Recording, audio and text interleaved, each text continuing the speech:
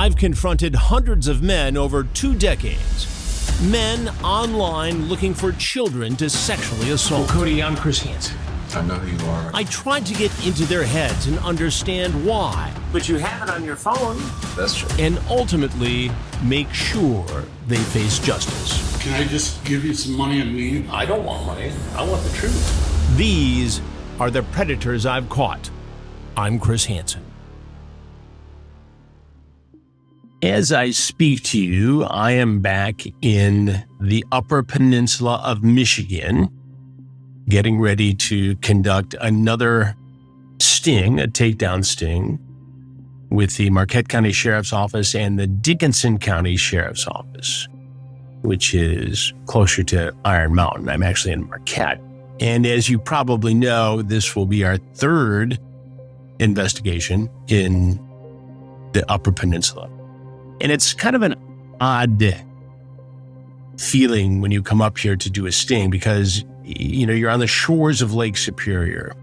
It's a gorgeous area, pristine biking trails and hiking trails, and whitefish practically jump into your boat. It's a beautiful, beautiful place. But as we find everywhere in America, around the world, there are people seeking to exploit children online.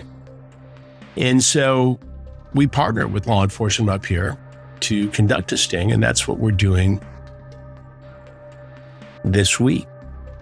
It was interesting because I had dinner last night, and I try to keep a pretty low profile, when I go to these places for stings, because I don't want the word to get out that we're doing this. Even if one bad guy is warned, it's one too many. But I usually find that if I do get recognized, with a wink and a nod, even if somebody wants to take a picture or something like that, I just say, hey, look, we're up here doing some things. Just don't post that until after Saturday or whatever the case may be. But it was interesting last night because the server at our restaurant had a second job working at a grocery store up here called Super One. And a year ago, when we did a sting operation in Marquette, 2 men who worked at 2 different Super One grocery stores surfaced in our investigation. One of whom was the produce manager, a guy who was 37 at the time named Adam Duellman, who showed up to meet someone he thought was a 15-year-old boy after a graphic online conversation. And he's the focus of this particular episode. But it was interesting because when the server figured out who I was, she said, you busted a guy who was our produce manager. And it's an interesting little backstory because people were a little upset at the grocery store, at the Super One, because this position for produce manager had been open and those who already worked there applied for it and didn't get it. And they ended up hiring Adam Duellman, who then lived in Wisconsin, to come get this job. And what happens? Adam Duellman gets busted trying to meet a child for sex in my sting, along with the Marquette County Sheriff's Office. The story behind the story is often interesting, and that's why we do this podcast. Adam Duellman. Now, the other interesting thing about this case is that the conversation between Adam and the online decoy, the detective posing as the boy, was so fast, we didn't even have the sting house set up yet, and you'll see this in just a moment. I'm in the sting house after the briefing. Conrad, my cameraman, is there, and the rest of the crew is still out getting a couple parts they needed for the remote cam. A few last-minute batteries, things we run to Walmart for that, we don't know we need until we need them. So they're hustling around, and this guy wants to come over. And obviously the investigators don't want to lose the opportunity to see what this guy is all about. And so we quickly pop into position. Conrad is able to switch on one of the remote cameras, and he's ready with his camera. The mics aren't set up yet. We have the hidden microphones around to make sure we get clear audio. So Conrad, and you can see it in the video of the piece, actually takes his cell phone and he's got an app on it to record high quality audio. So he sneaks that in there when I introduce myself. And as you'll see, Adam tries to make a run for it, doesn't want to answer any of my questions. Now, I'm a little casual today because we're up early, as is my producer on the West Coast, Joe Garner. It's even earlier there. But I did, speaking of Detroit Tigers, which is this ball cap, represents Detroit Tigers. They lost, but almost came from behind last night. So I was up late doing that, and I've got to get over to Dickinson County short. But back to Adam Duellman. Adam's conversation with someone he thought was a 15-year-old boy was graphic, as I mentioned. And there's no mistaking what he wanted. He was on one of those apps that is designed for quick hookups for men. And in this case, for boys. Hello, how are you? I'm horny. You? Me too. You free right now? Now, Adam is in his car in the grocery store parking lot having this conversation. I'll be free in a little bit. What do you have in mind, says the decoy. Suck you, eat your ass, make out. How about you? Okay, that's his opening line, practically. Suck you, eat your ass, make out. That sounds great. Okay, where you at? I'm in Ishpeming, he says. The decoy. That's in Marquette County. You host? Absolutely. My dad is about to leave for deer camp. Big deer hunting territory up here. Is your dad hot? LOL? Who says it? When is he leaving? My dad's an asshole. He should be leaving probably in like 30 minutes. All right. What do you want to do? I'm usually a bottom, but I'm game for whatever, says the decoy. Any kinks? Adam wants to know. I'm open to try anything. I just want to please you. Bet. You give me a show, LOL, says Adam. I will blow your mind and then your dick. Bet. Okay, so, at this point, he just thinks he's having a hookup, but soon he's going to not only make it clear what he wants, but the decoy is going to make it clear back that he's underage. Then Adam says, suck you, rim you, make out, ride me. Are you into younger guys? Yes. I'm 15. Okay. He asks for the address.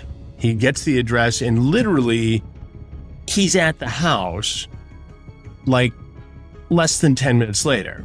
And so we're scrambling. I talked to the detective to get the lowdown on this conversation. Explained to him that I was open for whatever, asked if I had any kinks, told him I would try anything. He said that he will give me a blowjob, says he's going to suck you, rim, you make out, ride me. He's pretty explicit about what he wants to do to you. Correct. I asked him if he was into younger guys. He goes, you sound so good. Hello, yes. I advised him I am 15. He says, okay.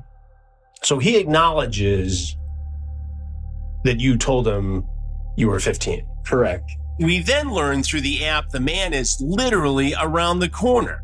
The rest of my crew hasn't arrived yet. That's not going to stop us.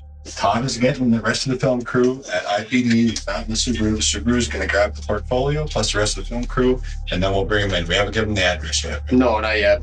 We can do it. I get into position, and just minutes later, the man shows up.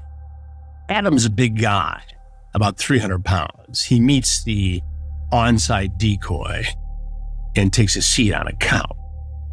The decoy excuses himself, and then I walk in. Adam has never seen any of my shows before. He has no idea who I am, but he's about to find out. The decoy excuses himself so I can make my appearance. How you doing? Good. What's happening? Just kind of new to the area, looking for people to hang out with. He says he's kind of new to the area and is just looking for people to hang out with. He's pretending like he's texting on his phone or reading messages. My appearance is no big deal. Yeah. And who were you meeting? Someone I met online. And who was that?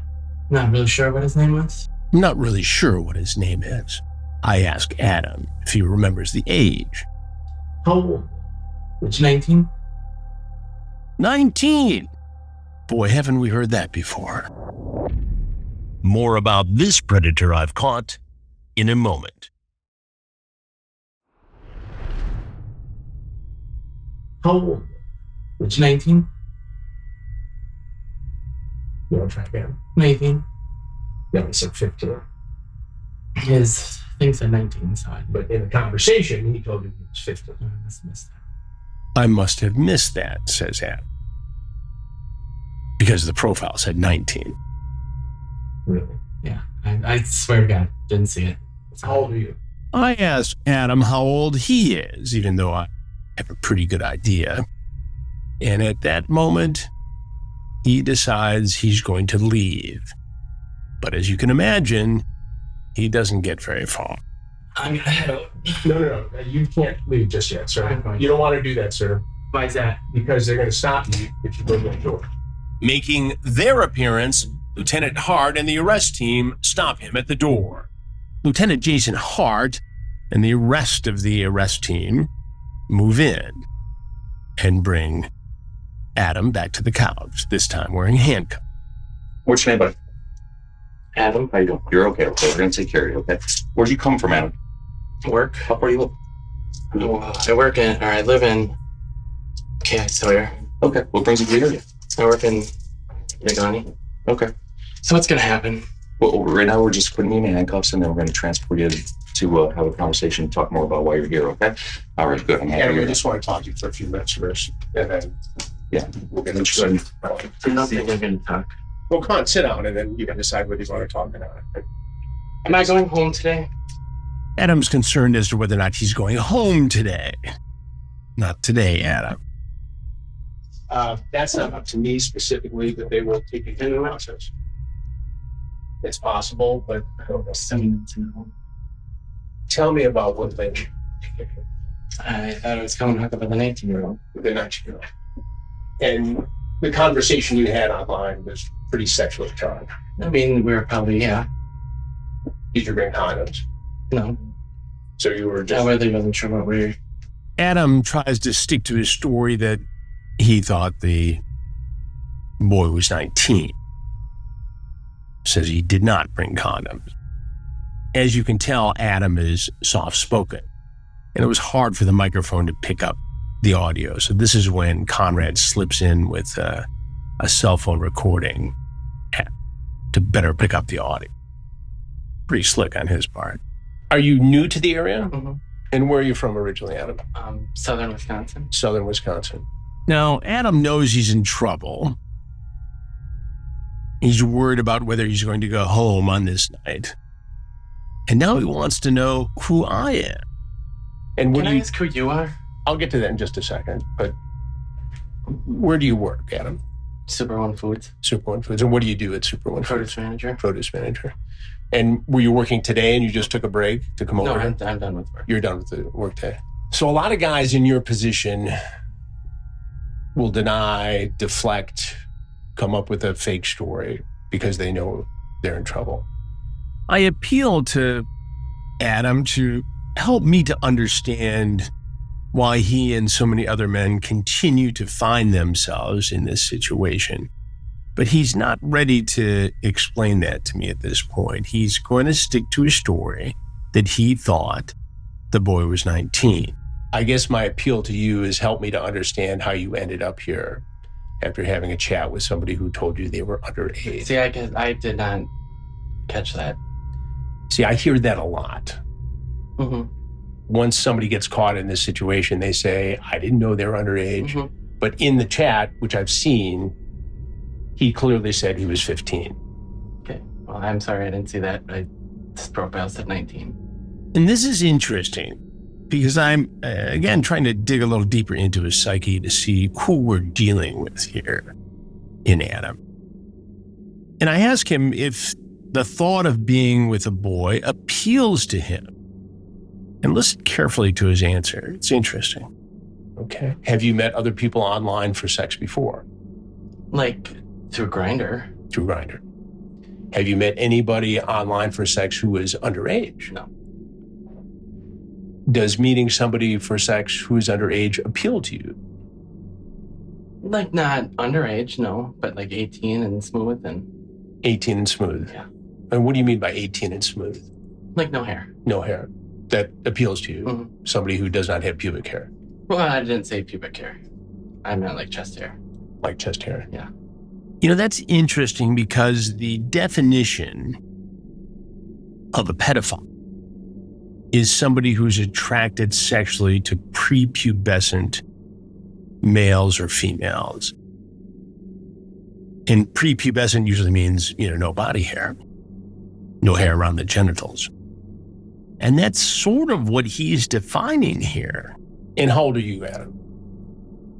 37. 37.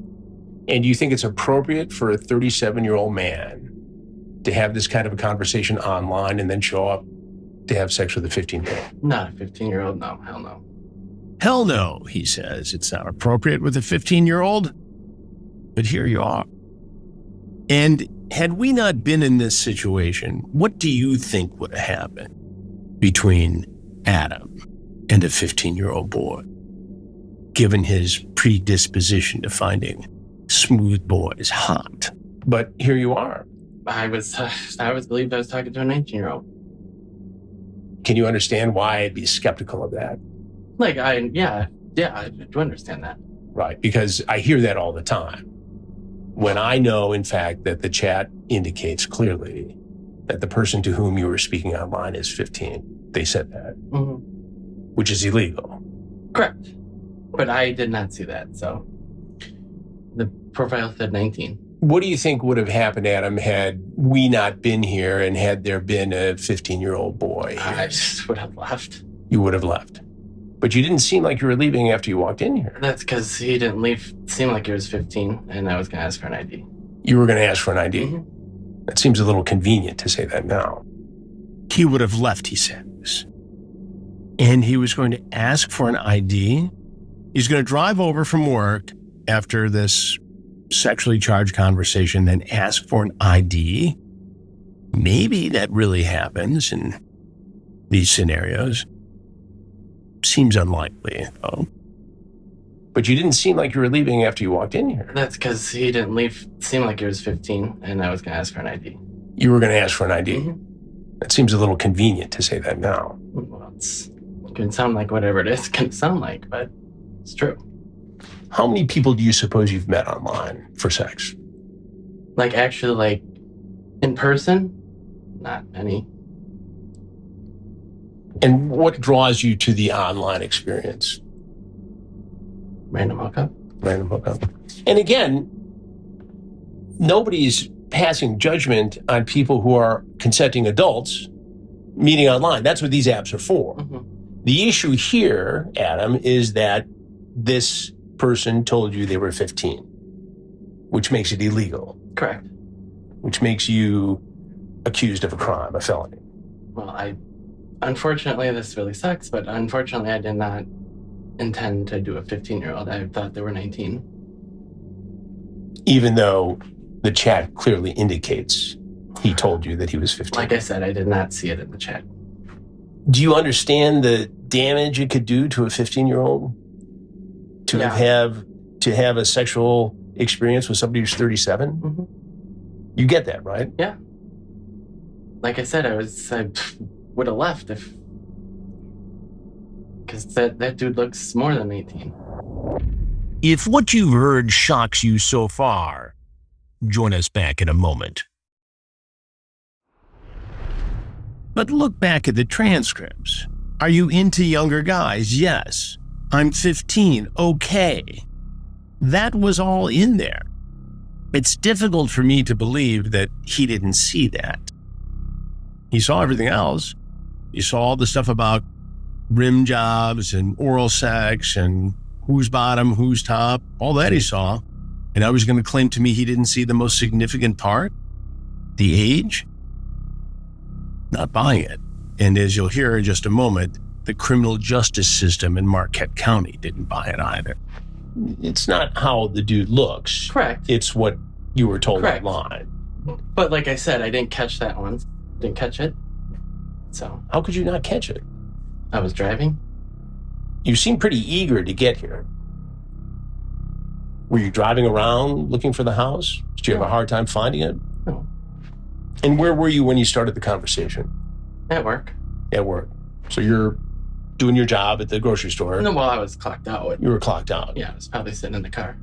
And what brought you to this area? The job? Yeah, the job. That's where we found a house. Do you live by yourself? A roommate. A roommate. And what does a roommate do He works at a dispensary. at a dispensary? Did you guys just meet here, or No. did you move here we've- together? We've been friends. Right. Are you in a relationship No. or just friends? Mhm. And this is interesting. Before we say goodbye to Adam, at least in this interview setting, I ask him what he's feeling. Perplexed? Well, what do you say about the circumstances you now find yourself in, Adam? Perplexed? Is that right? I guess I don't know what that means. Confused? Yeah, anxious. Anxious? Guilty? Like if I had intentions of what you're saying with a minor, yes. But I was coming to hook up with an 18-year-old. So what do you think should happen to you, Adam? I'm really hoping I don't go to jail. Unfortunately, that's exactly where Adam was taken after I finished my interview. And it is in prison where Adam is now. Adam was charged with 4 separate felonies stemming from chatting with and trying to meet a child for sex.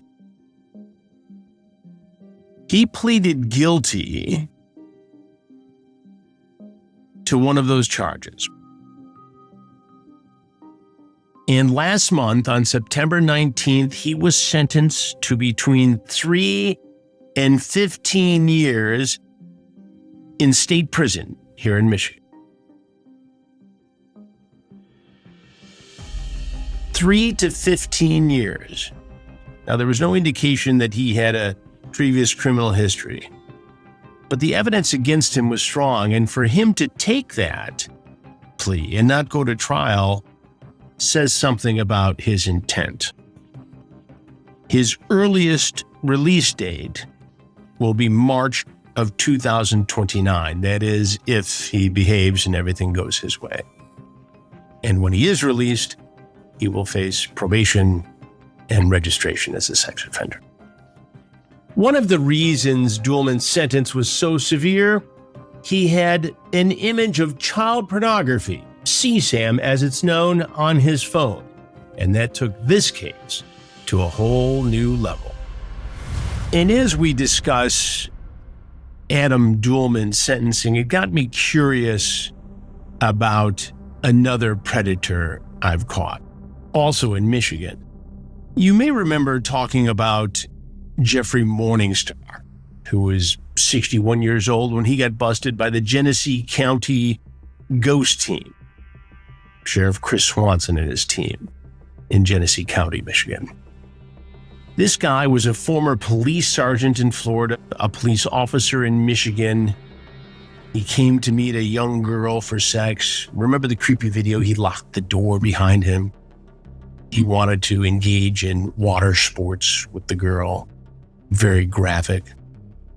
Well, I had heard something about his case being resolved, but I didn't have it confirmed. And that's one of the reasons why we use Truthfinder. Truthfinder allows us and you to find out the backgrounds of people in all kinds of situations where you may need to know the background of somebody. And that's why we've partnered with Truthfinder for our weekly Predator update. Now, when I looked up Jeffrey Morningstar on Truthfinder, it didn't reflect his sentence, but it did give me a case number, which allowed me to pursue and track down what had happened to him. And it turns out that Morningstar recently pleaded guilty as well. And he's now in the Genesee County Jail for 60 days.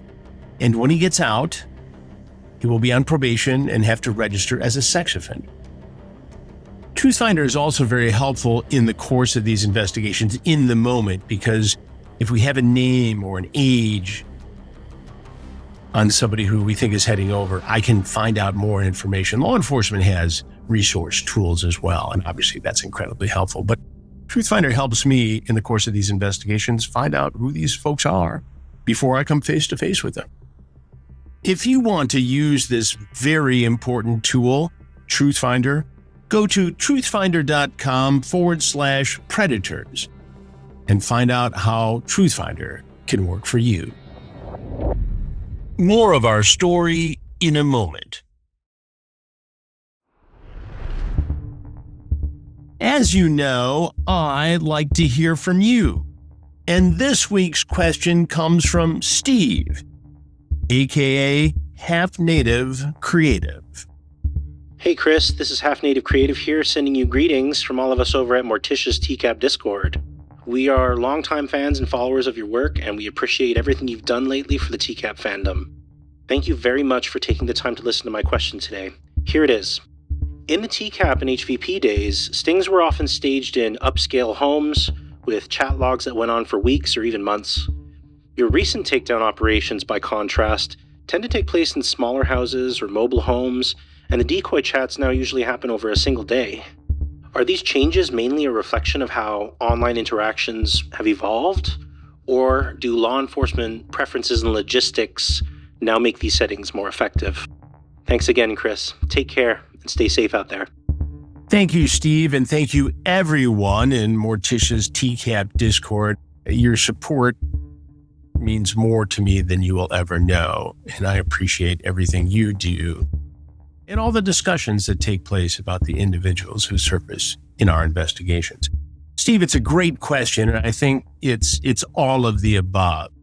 I think back in the early days of the investigations, when Perverted Justice was doing all the decoy work, that was their entire job. So they could spend days, weeks, months having conversations with a suspected predator, knowing that we'd be doing an investigation in a certain jurisdiction. And they also were working in a narrower group of platforms where this activity was going on. I mean, when we started, we essentially had decoys in chat rooms in AOL, Yahoo, and maybe MySpace. Well, in the last 21 years, the number of platforms upon which adults can approach children has literally exploded.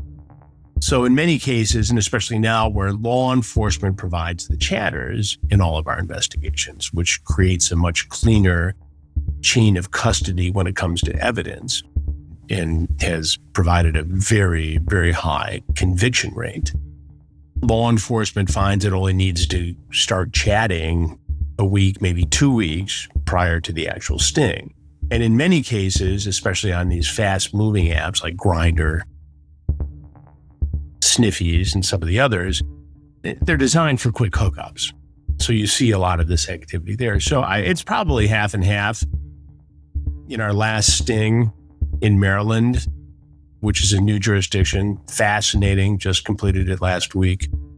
Guys were chatting that day and a week or two ahead of time.